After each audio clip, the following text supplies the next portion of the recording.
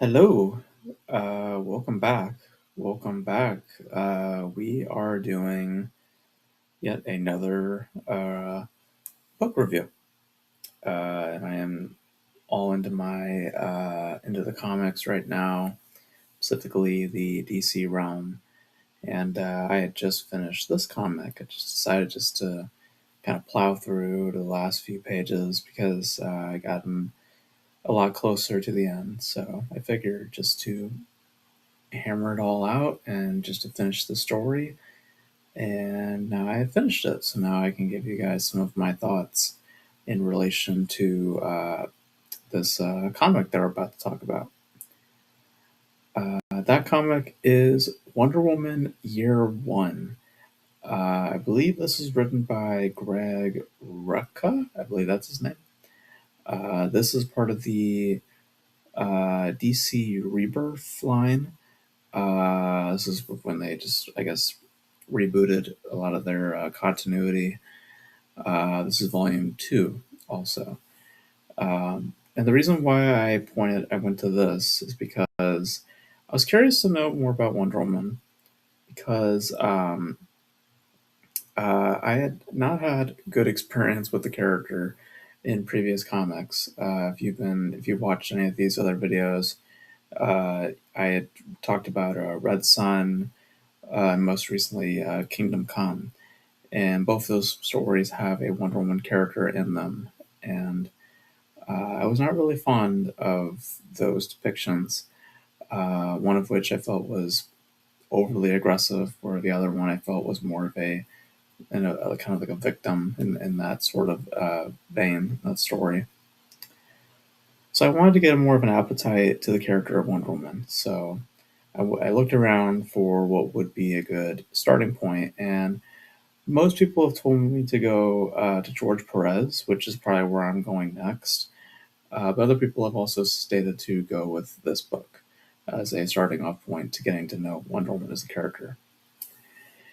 So, as the story goes, this follows, of course, Diana Prince as she hails from Themyscira, and Themyscira is where the Amazons live, and it's just an island filled with women, and they, are living out their lives.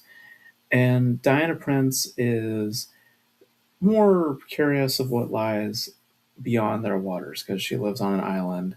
Everyone else is more, enamored with their own culture and wants to learn more, whereas Diana is wanting to see what is beyond her waters. And she gets her wish because uh, a plane crashes down, and the only survivor of said plane, Steve Trevor, comes to Themyscira and gives the ladies a an opportunity to re-enter what once was a world that they had perhaps walked upon in previous years, and and they tasked themselves with giving Steve Trevor passage, home. And the consequence, though, for this to whoever ends up doing this deed, with delivering him home into man's world, that person cannot return to Themyscira. So eventually, it is chosen to be Diana Prince, and Diana takes Steve on this journey to outside of Themyscira, and uh, learns of uh, the world that lies beyond of her own, and perhaps also sees the dangers and the foul influence of other godlike creatures, godlike figures that are perhaps shaping that of which is, the mentalities of humanity itself. So, so yeah, like I had said, I was curious to know more about the character because I did not have the best experiences with the character in other reads. So I wanted to give her a fair shake, and started off here. And like I said, I might dip my toes into the George Perez run. I have Volume One on my Kindle, so I might make that my next read. Um, but I just got done reading this, and um, for starters, uh, I think that for the most part, all the characters in this are fairly fine. I enjoyed most of the characters' company. I never was really annoyed by any of the characters. Um, I actually thought of all the characters in the book, honestly enough, that I was most interested by was Steve Trevor. I thought that they had given him an interesting backstory, with this friend of his named Nick, and how he's very independent. He doesn't have a significant other, and he's, very much so just of his own accord. And he doesn't really push for much of anything. He just is who he is. And and you see, the effect of his friend about his. I'm just gonna get into spoilers, just because this is a discussion of the book. Just so you know, if you don't want spoilers, you might want to tune out right now because we're gonna probably talk spoilers here. But uh, but yeah, when Nick dies, and you see Steve's kind of reaction to that. You know it it's interesting. It's an interesting way of laying out the character. Um, and I liked the other other supporting cast. I liked the Ida. Ida was fine. She played her part. Just being a government official. Um, I have to say that probably second to that, or probably even more, really, honestly, the more I think about it, is Dr. Barbara Minerva, which, if you know your comics, she eventually becomes Cheetah. Um, but she doesn't in this breed. She just is who she is. Um, and I must say also, I just forgot to mention that this is set in the modern day. So if you're wondering, this isn't, like the 2017 Wonder Woman movie where that's set during the First World War. This is set in the modern day, set in San Diego, uh, set San Diego, California, represent. Um, and yeah, just wanted to just make sure that's all clear. But getting back though to Barbara, I think her character is actually the most interesting because for some reason, and we'll get into my issues in a minute, but for some reason, the last issue of the book is all to do with Barbara.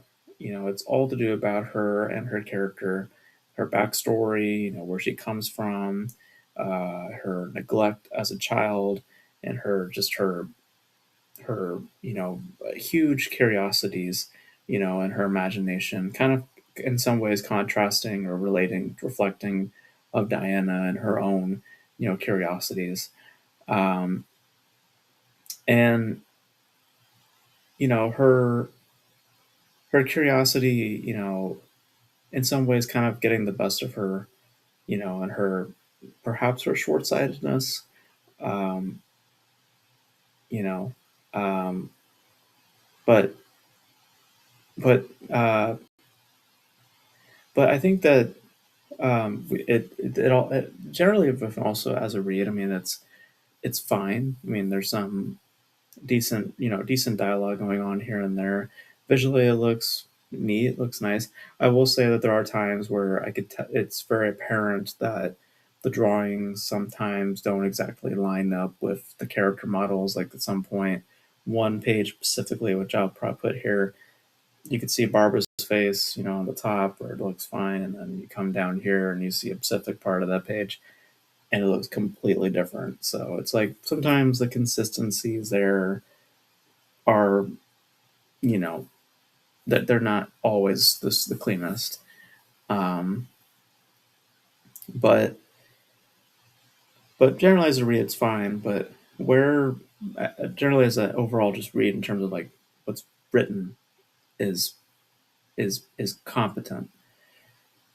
my issues lie within strictly that.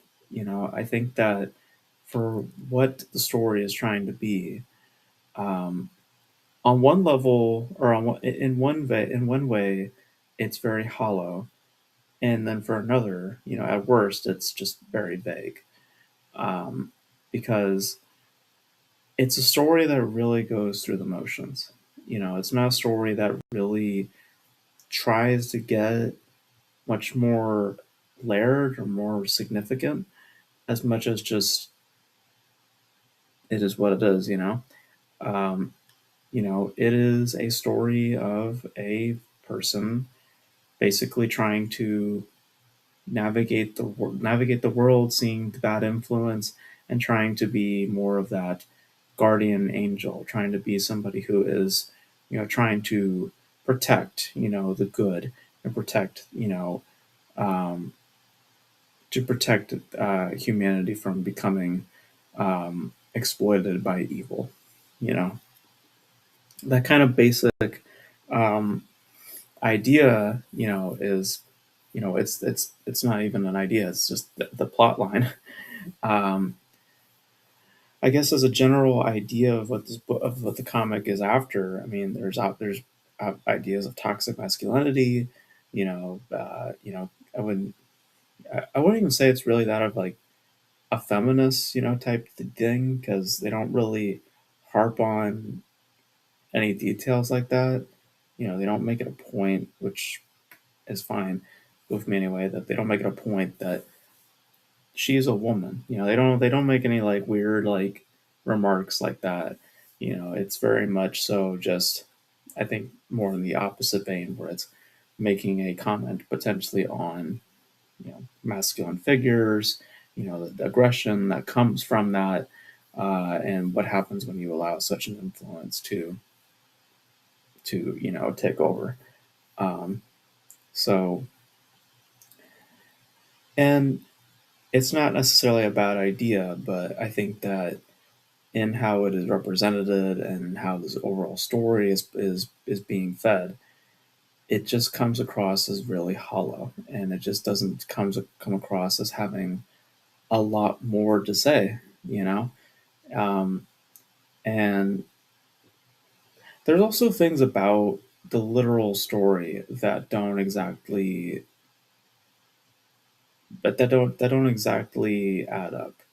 Things about like Diana's stuff, right? The stuff that she has, her powers, to which we find out, it's something that she discovers on her own, which is, I feel like in some ways just a way to elongate, just to make the book longer, um, and not, to any real effect. I think that what they're trying to get at with the book is like a fish out of water sort of idea. Maybe if it was done in a different way, maybe some like coming of age type tale. Um, but it just feels as if like we're not, I wouldn't say meandering, but it just feels like we're just kind of circling around and not getting the story to move forward in much more specific and meaningful ways. Because when stuff happens, like when Aerie shows up, it just is so brief. It doesn't have a lasting impression, or oh my god, this is what we have built up to, the arrival to the god of war. He just comes and goes. It's just not like, it's just like they don't allow time for the things that are important, that could lead to more meaningful stuff, to really linger, as much as just kind of advertising or banking on, kind of points of the Wonder Woman character, like the lasso of truth, which I really think that they've kind of butchered the whole idea of the lasso of truth. You know, it's very simple in terms of my understanding of it. It's just some ways to getting the truth, right? But in the book, they make it seem as if that it is a way to somehow bridge speech to also, um, I guess, in the context of that, like maybe getting for her to find the truth, in that. if there's a language barrier, she is somehow able to bridge the language between the two, and as she can get to that truth a lot more easily. I don't know if that's what they're trying to get at, but that's just comes across really messy and muddled to me. That doesn't seem like it's really laying out that idea quite well. Um, I didn't exactly buy whatever Diana and Steve's dynamic was. I don't know what they were trying. I don't know what they were trying to do there. It seemed like that they were wanting them to fall for each other, but not. It didn't. It didn't come across that way. It felt more like people with interest, but they didn't. They're not people who have committed to an idea, you know. But the book may think that that's where that went, and I just don't feel that at all. So, and is Barbara just curious? Is Barbara meant to be a lesbian? Just curious because there was a few times in the book where she's like talking to Ida, and it makes me just wonder if that's the implication. I'm just wanting to make sense of that. Um,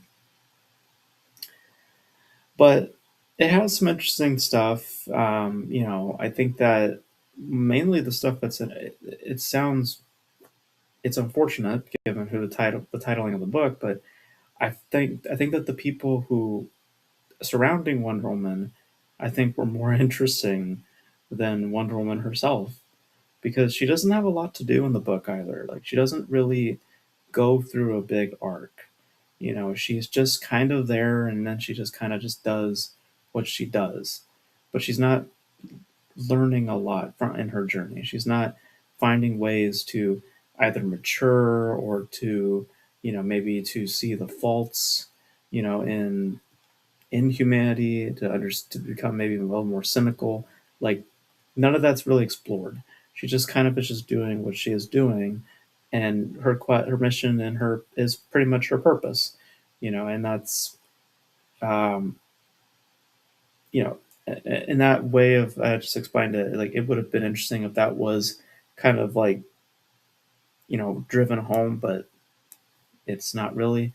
The only thing that they kind of make as a part of her character, I guess, is just her longing and um, her wanting to be with her people sometimes, or for her to, as least when we find out towards the end, is that she quite literally cannot go home. She has no idea, where Themyscira is. When she leaves that island, it's not like they have like coordinates that they give her. It's just when you're gone, you're gone, and that's just how it is now for her. And some of that's like I guess sweet, but it's very very small.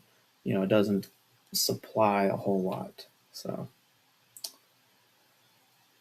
I feel like I'm just extending time, honestly, trying to talk about this because it's just very hollow and it is what it is. Like that's just like what you're reading and literally what it's telling you is pretty much the sum of its parts.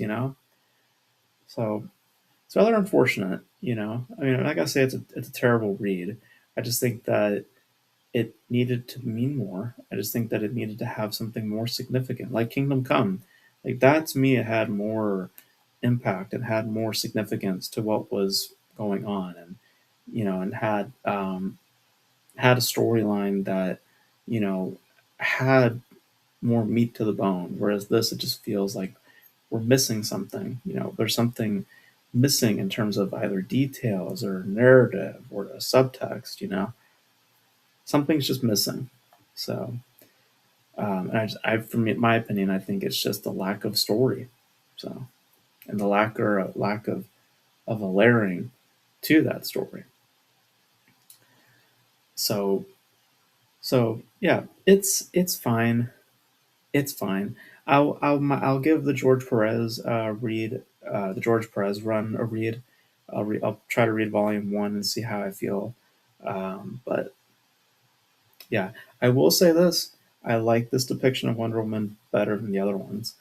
She is she's it's a fish out of water, it's cliche, but she's at least more accessible and more acceptable. She's not how she is in the other comics that I've read. Like, she's much more understanding than those depictions, in my opinion. I just think that the overall comic itself is lacking and not giving a whole lot to chew on, and giving us a lot of impact as a result. It's a very, very um, base level, story. I just was kind of hoping for a subtext or something that would kind of really push that the messaging of either toxic masculinity or whatever it wanted to get across. I just wanted to feel the impact of that, and I don't for the most part.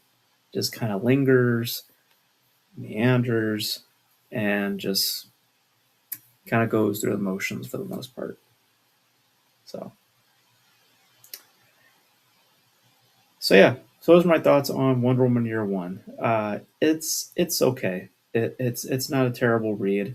I finished it, so but right now I'm also reading Batman Year One. So I'll hopefully maybe do that next. We'll see. I was reading these two books simultaneously, um, but Batman Year One, I can tell you right now, has more going on than this book does. Um, but we'll talk more about that in the future.